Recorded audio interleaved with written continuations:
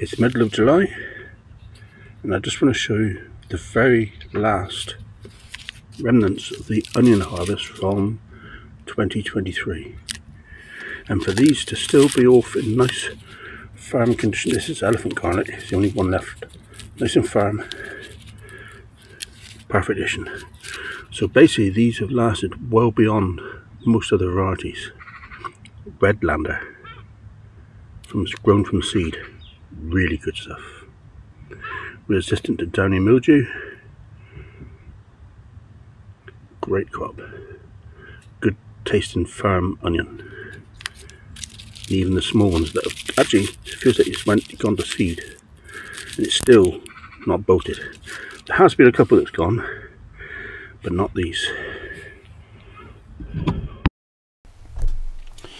Right, so this is my main onion bed that was treated with garlic powder in water in July 23. Now you'll notice that it's a little bit haphazard. That's because I had a lot of Troy onion sets in this bed that hated the rain and the low light levels over winter, and about 50% died off over winter, lost them. First time ever, never had that problem before. So I then interplanted in the springtime with my normal summer crop of onions because I knew the bed was treated and I wanted to maximize the area. So first of all, this is the elephant garlic bed. No onion white rot on this slot. Worked an absolute treat. There was a couple monobulbs, which is a bit of a disappointment. Talking to a friend of mine who's a bit of an expert on elephant garlic, he said that it was because I planted a little bit too late. I can believe it. This is my shallots, Rising Sun. This one I've got on my hand is the only one affected by white rot in the area. The rest were all absolutely fine. Good crop. Pleased with those results. The garlic powder in water doesn't guarantee 100% non-infection, but as you can see, it really does knock the socks off the majority of the harvest being affected. These are Redlander bulbs. Two of them have succumbed already to white rot, which is a bit of a disappointment. The rest are doing absolutely fine, they look fine. Hopefully they will be fine.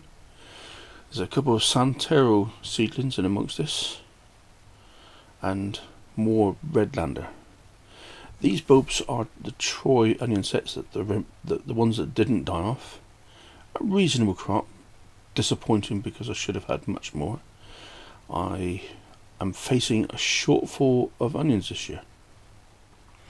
These are 3 bulbs that are affected by white rot. So again, there is a minority of white rot in this bed, so it's around, but the vast majority of the crop have got good roots, no white rot. Curing onions is fairly important. You wouldn't want them really on some sort of racking that's got good airflow through them. What you aim to do is dry everything out, making sure that the foliage in particular is hanging over the edge, so that the idea is the bulb dries out, the foliage dries out, you can cut the foliage off and away you go. That will lead to longer storage. A reasonable crop of onions from an absolute disastrous crop, but at least they're there, eh?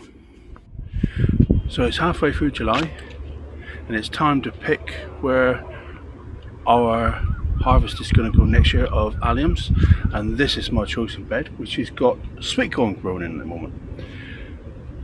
So it's time to apply the garlic powder to the soil. It'll give the plants a water anyway. You don't want to skimp on the water. You need a good dose of garlic powder in the water on the soil to inspire the fungus to grow and multiply in advance of you actually cropping or planting a crop of onions or garlic. Let me show you. So this is the garlic powder I bought. Ignore the commercial label, it doesn't matter, it's just garlic powder.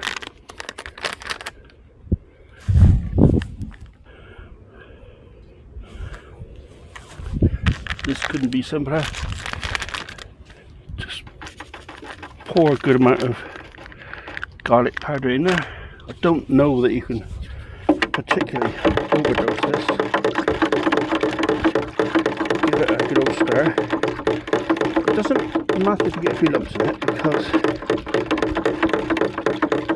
if rain is forecast, and it certainly is for Saturday for us, it'll get washed down with the soil anyway.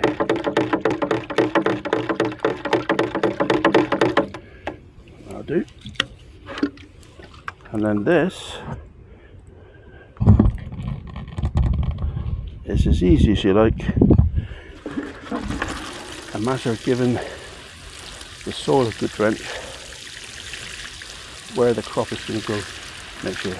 And you want to make sure that this really gets down into the soil, because